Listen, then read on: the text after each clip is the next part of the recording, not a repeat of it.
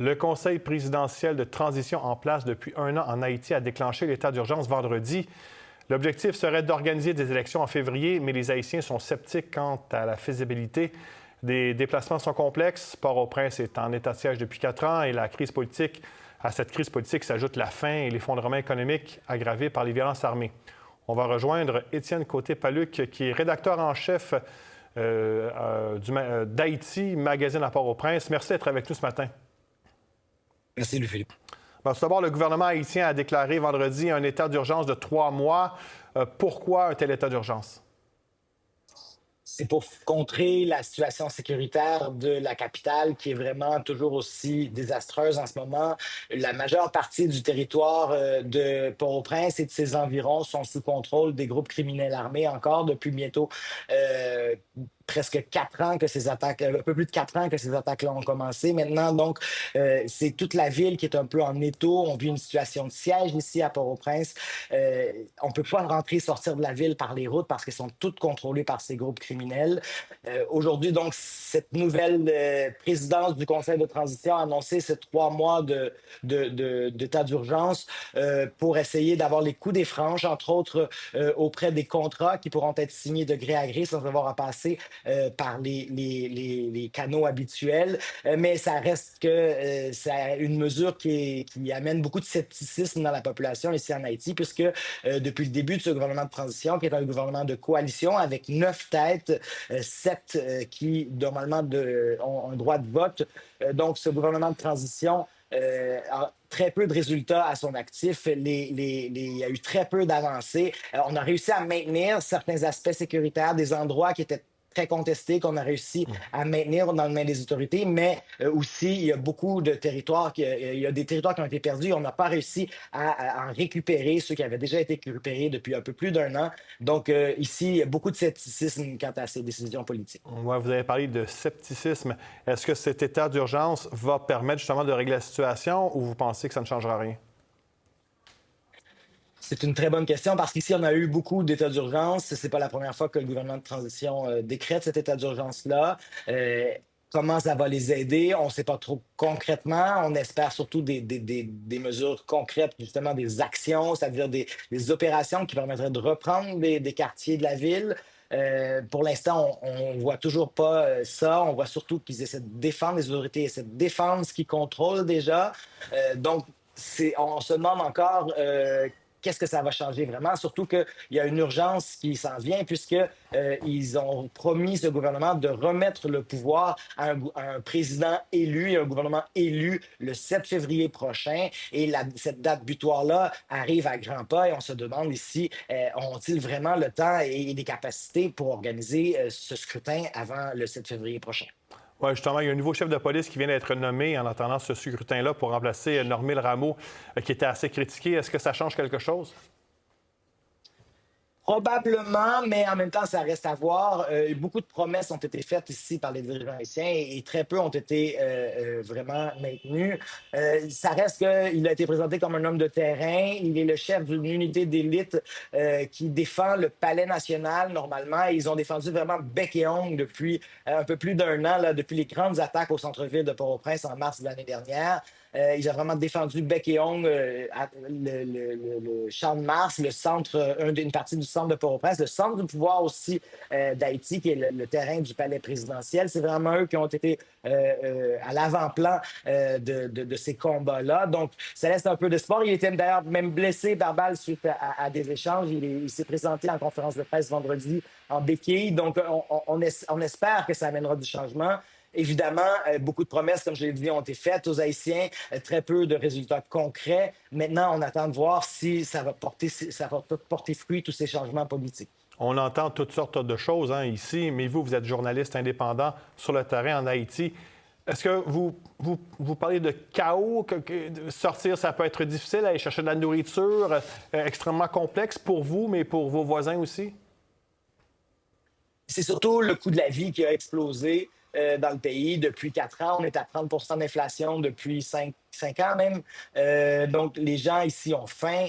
Les gens n'arrivent pas à s'acheter la nourriture disponible. Et on est un pays tropical où normalement il y a des fruits qui poussent littéralement dans les arbres un peu partout, toute l'année. Et là, même ces fruits-là qui sont produits dans le pays n'arrivent pas à se rendre dans la ville, à Port-au-Prince, où il y a des poches qui sont au milieu des conflits, qui sont cloisonnés et où vraiment on s'inquiète beaucoup pour la santé des gens. Donc, c'est vraiment une question de sécurité, oui, bien sûr, parce qu'il y a des endroits où il y a des conflits, il y a des gens qui sont obligés de quitter leur quartier, il y a des attaques qui sont faites et beaucoup de morts, malheureusement, mais aussi pour l'ensemble de la population, même ceux qui n'habitent pas nécessairement dans ces zones-là.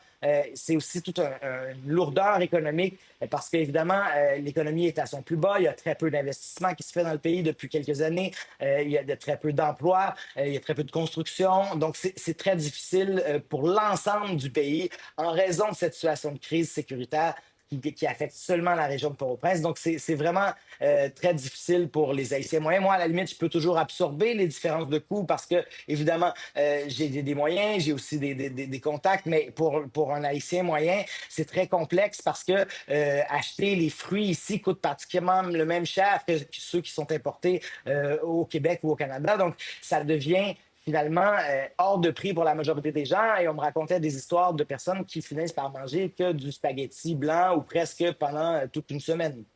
Étienne Et Côté-Paluc, plus, évidemment. ouais. Étienne Côté-Paluc, rédacteur en chef d'Haïti Magazine à Port-au-Prince. Merci beaucoup. Le Conseil présidentiel de transition en place depuis 1 an en Haïti a déclenché l'état d'urgence vendredi.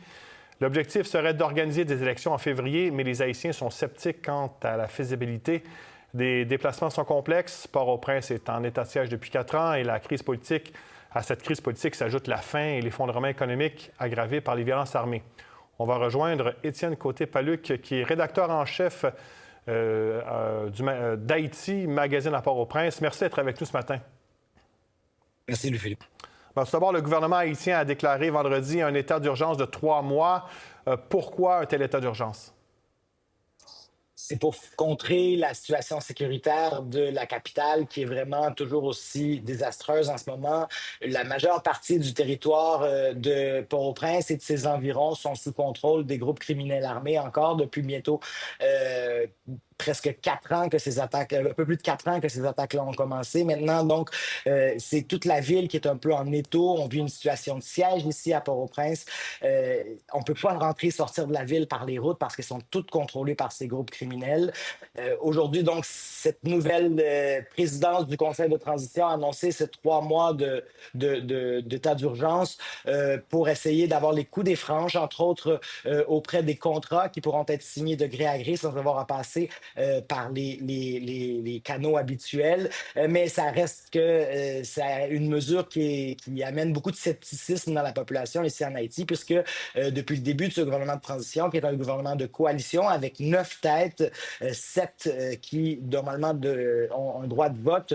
Donc, ce gouvernement de transition a très peu de résultats à son actif. Il y a eu très peu d'avancées. On a réussi à maintenir certains aspects sécuritaires, des endroits qui étaient très contestés, qu'on a réussi à maintenir dans les mains des autorités, mais aussi, il y a beaucoup de territoires, il y a des territoires qui ont été perdus. On n'a pas réussi à en récupérer, ceux qui avaient déjà été récupérés depuis un peu plus d'1 an.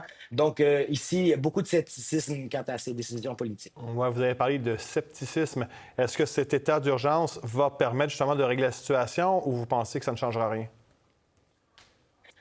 C'est une très bonne question parce qu'ici, on a eu beaucoup d'états d'urgence. Ce n'est pas la première fois que le gouvernement de transition décrète cet état d'urgence-là.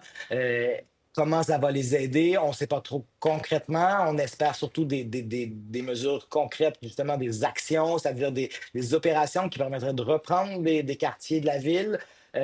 Pour l'instant, on ne voit toujours pas ça. On voit surtout qu'ils essaient de défendre, les autorités essaient de défendre ce qu'ils contrôlent déjà. Donc, on se demande encore qu'est-ce que ça va changer vraiment, surtout qu'il y a une urgence qui s'en vient puisqu'ils ont promis, ce gouvernement, de remettre le pouvoir à un président élu et un gouvernement élu le 7 février prochain. Et cette date butoir-là arrive à grands pas et on se demande ici, ont-ils vraiment le temps et les capacités pour organiser ce scrutin avant le 7 février prochain? Oui, justement, il y a un nouveau chef de police qui vient d'être nommé en attendant ce scrutin-là pour remplacer Normil Rameau, qui était assez critiqué. Est-ce que ça change quelque chose? Probablement, mais en même temps, ça reste à voir. Beaucoup de promesses ont été faites ici par les dirigeants haïtiens et très peu ont été vraiment maintenues. Ça reste qu'il a été présenté comme un homme de terrain. Il est le chef d'une unité d'élite qui défend le palais national normalement. Et ils ont défendu vraiment bec et ongle depuis un peu plus d'un an, là, depuis les grandes attaques au centre-ville de Port-au-Prince en mars de l'année dernière. Il a vraiment défendu bec et ongle le Champ de Mars, le centre, une partie du centre de Port-au-Prince, le centre du pouvoir aussi d'Haïti, qui est le terrain du palais présidentiel. C'est vraiment eux qui ont été à l'avant-plan de ces combats-là. Donc, ça laisse un peu d'espoir. Il était d'ailleurs même blessé par balle suite à des échanges. Il s'est présenté en conférence de presse vendredi en béquille. Donc, on espère que ça amènera du changement. Évidemment, beaucoup de promesses, comme je l'ai dit, ont été faites aux Haïtiens, très peu de résultats concrets. Maintenant, on attend de voir si ça va porter fruit, tous ces changements politiques. On entend toutes sortes de choses ici, mais vous êtes journaliste indépendant sur le terrain en Haïti. Est-ce que vous parlez de chaos? Sortir, ça peut être difficile, aller chercher de la nourriture, extrêmement complexe pour vous, mais pour vos voisins aussi? C'est surtout le coût de la vie qui a explosé dans le pays depuis 4 ans. On est à 30 d'inflation depuis 5 ans même. Donc, les gens ici ont faim. Les gens n'arrivent pas à s'acheter la nourriture disponible. Et on est un pays tropical où, normalement, il y a des fruits qui poussent littéralement dans les arbres un peu partout, toute l'année. Et là, même ces fruits-là qui sont produits dans le pays n'arrivent pas à se rendre dans la ville, à Port-au-Prince, où il y a des poches qui sont au milieu des conflits, qui sont cloisonnées et où vraiment on s'inquiète beaucoup pour la santé des gens. Donc, c'est vraiment une question de sécurité, oui, bien sûr, parce qu'il y a des endroits où il y a des conflits, il y a des gens qui sont obligés de quitter leur quartier, il y a des attaques qui sont faites et beaucoup de morts, malheureusement, mais aussi pour l'ensemble de la population, même ceux qui n'habitent pas nécessairement dans ces zones-là. C'est aussi toute une lourdeur économique parce qu'évidemment, l'économie est à son plus bas. Il y a très peu d'investissement qui se fait dans le pays depuis quelques années. Il y a très peu d'emplois. Il y a très peu de construction. Donc, c'est très difficile pour l'ensemble du pays en raison de cette situation de crise sécuritaire qui affecte seulement la région de Port-au-Prince. Donc, c'est vraiment très difficile pour les Haïtiens moyens. Moi, à la limite, je peux toujours absorber les différences de coûts parce que, évidemment, j'ai des moyens, j'ai aussi des contacts, mais pour un Haïtien moyen, c'est très complexe parce que acheter les fruits ici coûte pratiquement le même cher que ceux qui sont importés au Québec ou au Canada. Donc, ça devient finalement hors de prix pour la majorité des gens. Et on me racontait des histoires de personnes qui finissent par manger que du spaghetti blanc ou presque pendant toute une semaine. Étienne Côté-Paluc, Étienne Côté-Paluc, rédacteur en chef d'Haïti Magazine à Port-au-Prince. Merci beaucoup.